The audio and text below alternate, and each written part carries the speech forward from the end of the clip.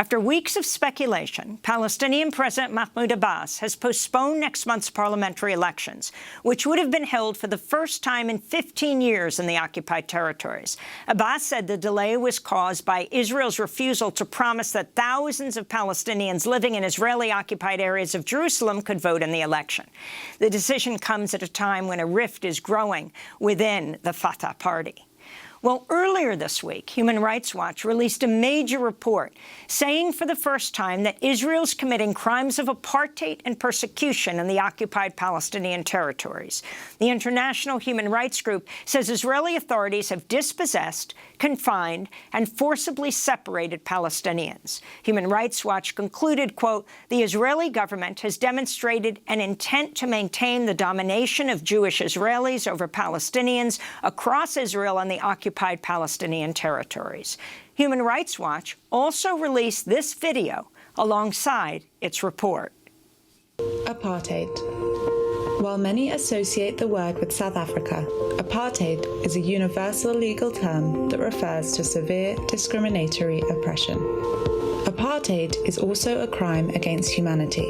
Its definition in the 1973 Apartheid Convention and the 1998 Rome Statute of the International Criminal Court is made up of three key elements: an intent to maintain the domination by one racial group over another, systematic oppression by one racial group over another, and one or more inhumane acts as part of that oppression.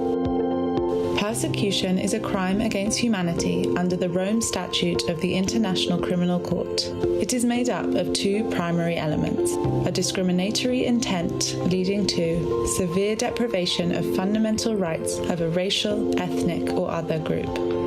On the basis of these definitions and its research, Human Rights Watch finds that Israeli authorities are committing the crimes against humanity of apartheid and persecution.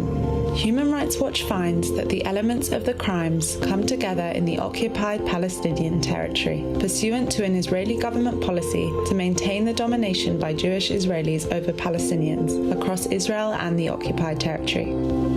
In the occupied territory, that intent has been coupled with systematic oppression and inhumane acts committed against Palestinians living there. The Israeli government is the main authority across Israel and the occupied Palestinian territory.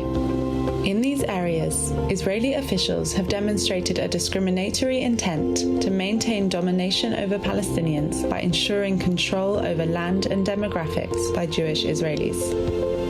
Take the Jerusalem municipality as an example. The Israeli authorities' goal is to maintain a sizable Jewish majority by boxing in Palestinian areas while helping predominantly Jewish areas to flourish.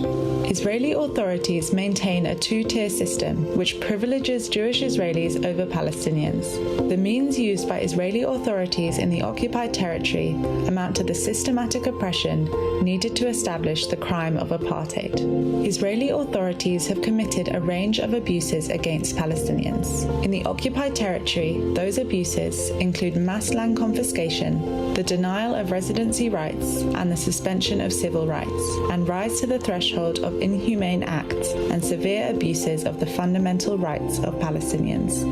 The international community should recognize the reality on the ground for what it is and press the Israeli authorities to end apartheid and persecution. That's a new video by Human Rights Watch issued this week. It comes as Israel is being hailed around the world for vaccinating 60% of its population, the highest percentage in the world, but only 3% of Palestinians are vaccinated. On Tuesday, White House Press Secretary Jen Psaki was asked about the Human Rights Watch report on Israeli apartheid. As to the question of whether Israel's actions constitute apartheid, that is not the view of this administration. Well, for more, we're joined by Omar Shakir, Israel and Palestine director at Human Rights Watch, lead author and researcher for their groundbreaking new report called A Threshold Crossed: Israeli Authorities and the Crimes of Apartheid and Persecution. Omar, welcome back to Democracy Now! Start off by talking about the research you did into this and the significance of Human Rights Watch using, for the first time officially, the term apartheid when looking at how Israel is dealing with the Palestinians. Thank you for having me, Amy. We spent over 2 years conducting the research for this report. What we tried to do is to connect the dots behind years of Human Rights Watch research. We've been working on Israel and Palestine for more than 3 decades, as well as look at new case studies we conducted for this report and review Israeli government planning documents, statements by officials, and other materials. When we looked at all the evidence, we then compared it against established law on discrimination, including the universal prohibition on severe discriminatory oppression and the crimes against humanity of apartheid and persecution, as described in the video. When we did so, we reached the conclusion that Israeli authorities are committing the crimes against humanity of apartheid and persecution. The report is entitled "A Threshold Crossed" because for years, prominent voices have warned that apartheid lurked just around the corner. But it's very clear that that threshold has been crossed. It well may have been crossed years ago, but without doubt, that corner has been turned. And it's time for the international community to recognize the reality on the ground for what it is, apartheid and persecution, and take the steps necessary to end a situation of this gravity. And Omar, what would be those steps? We list several steps on the international community's table that they should take immediately as a result of this report. First is for the International Criminal Court to investigate and prosecute these crimes, as well as for national courts to do so under the principle of universal jurisdiction. We call for the issuance of targeted sanctions, including asset freezes and travel bans, against those Israeli officials implicated in the crime. We call for all states, including the United States, to condition all arms sales and military and security assistance on Israeli authorities on taking steps to end apartheid and persecution. We call on all countries to evaluate its engagement with Israel to ensure non-complicity in the crimes, including bilateral agreements. And of course, to get to all these steps, step number 1 is to call a thing by its name, to call a spade, to recognize that the reality we face on the ground today is not merely a temporary occupation, depriving millions of Palestinians of their fundamental rights solely because of who they are. Speaks to a larger policy, a policy to privilege one people at the expense of another. A 54-year occupation is not temporary. A 30-year peace process will not dismantle systematic repression. What's needed is an entire new paradigm shift that's rooted in the protection of human rights and accountability. What do you make of the White House spokesperson, Jen Psaki's response saying, "We just don't share the view," she was saying, of Human Rights Watch? I think the reality is it's going to take time, of course, for the international community to, grapple with this reality on the ground. Human Rights Watch by no means is the first organization to make this assessment. Palestinians have been describing their lived experience as apartheid for years, if not decades. The Israeli human rights group B'Tselem reached a conclusion earlier this year. Other prominent commentators have been talking about apartheid as a hypothetical, but yet the international conversation is so steeped in these assumptions around the peace process and the temporary nature of abuse that they're not going to be undone overnight. So I think a big part of the challenge incumbent upon us now is to really call on folks to understand and speak out to the reality for what everybody sort of knows, is the case, and then to take the steps necessary. So I'm not surprised that the U.S. government, which has been deeply, involved, obviously, in supporting Israeli government policies, is not yet ready to make that jump. I am encouraged, that the statement, was constructive in the sense, if you look at the larger picture of wanting to look more in depth at the report and its findings. We hope the U.S. government and other governments will do so, and we look forward to engaging them on the report and its recommendations. Omar Shakir, can you comment on what's happening in the occupied territories with Palestinians' access to vaccines? Israel is being hailed around the world as the country that has vaccinated the highest percentage of its population, more than 60%. But we're talking about, well, according to Haaretz in the last day, 3% of Palestinians have been vaccinated. Talk about the situation and who is responsible here. Absolutely. Look, today between the Jordan River and the Mediterranean Sea, you have one government, the Israeli government, that primarily rules over these areas where about 6.8 million Jewish Israelis and 6.8 million Palestinians live.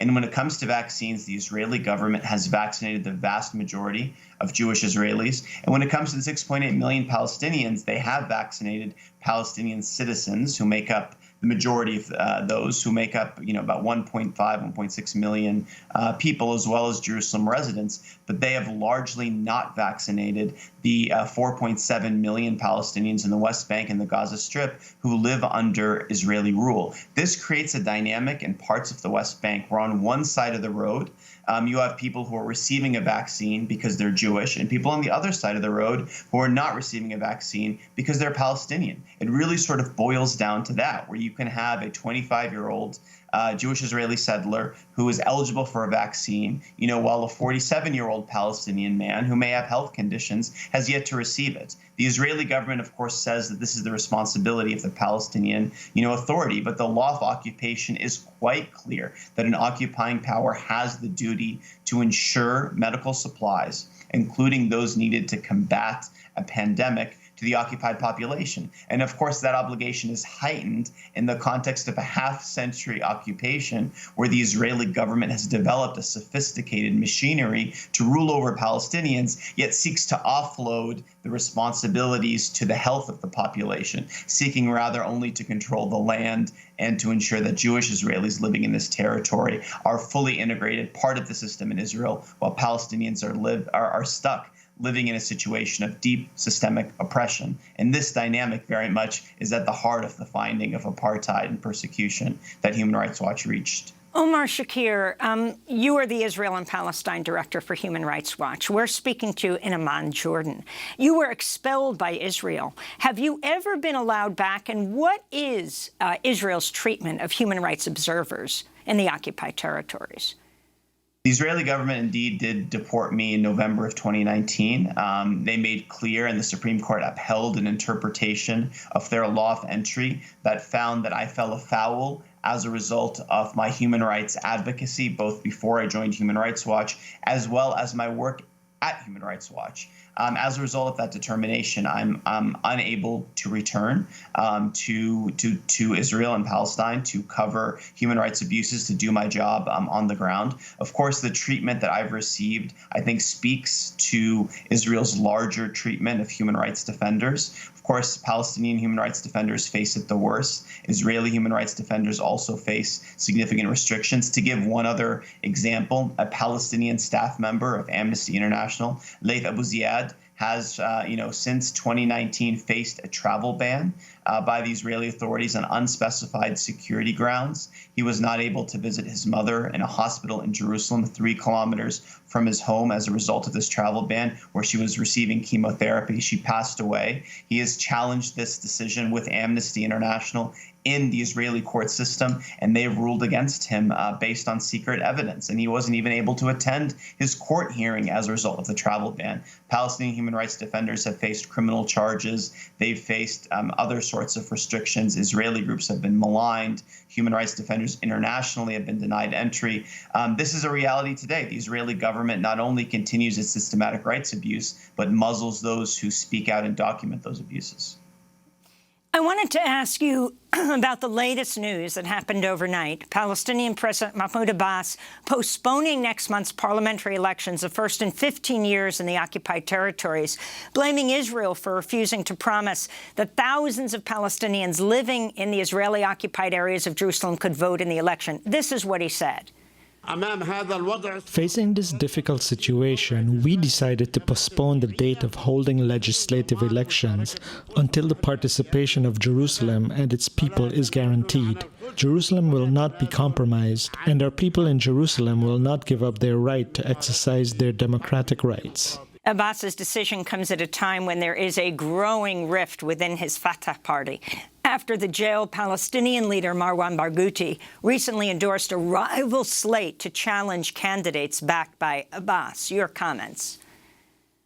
Look, I mean, there's two separate issues here. One is absolutely East Jerusalem under international law is a part of the occupied Palestinian territory. And of course, its residents should have the right to vote in elections for the Palestinian Authority. The reality is, while Israel has annexed, this area, the vast majority of the world do not accept that annexation. It doesn't change the status of that territory. And of course, the majority of Palestinians there don't vote in national Israeli elections, many of whom are stateless, without any sort of permanent, stable legal status and face these restrictions. But more, but I think more to the point here, this really is pretext. Human Rights Watch has documented for years now the increasingly authoritarian trend of the Palestinian Authority, as well as Hamas authorities in the Gaza Strip. We've documented systematic arbitrary arrest and torture of critics and opponents. Over recent years, the increasing role security services have in making decisions. And it was quite clear, as you noted, Amy, that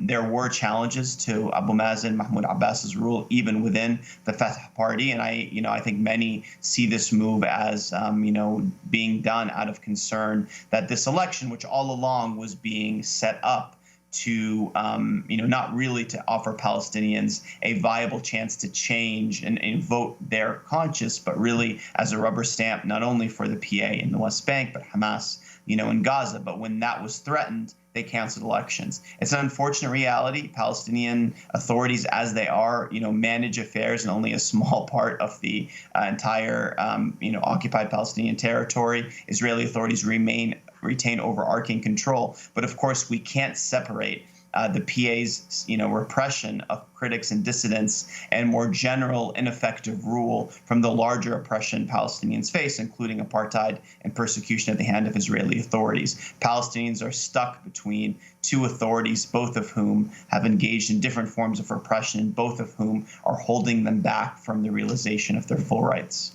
And finally, Omar, this latest news, at least 44 ultra-Orthodox Jews dying, dozens injured after a stampede during a religious gathering, a pilgrimage. An estimated 100,000 people gathered at Mount Meron late Thursday. Stampede occurred in the early hours of Friday morning after some appeared to slip on stones leading to a sloped passageway, triggering what one local news site described as a human avalanche. Warnings have been issued over the years saying the site was not safe for mass gatherings. This was one of the first major gatherings with COVID restrictions being lifted.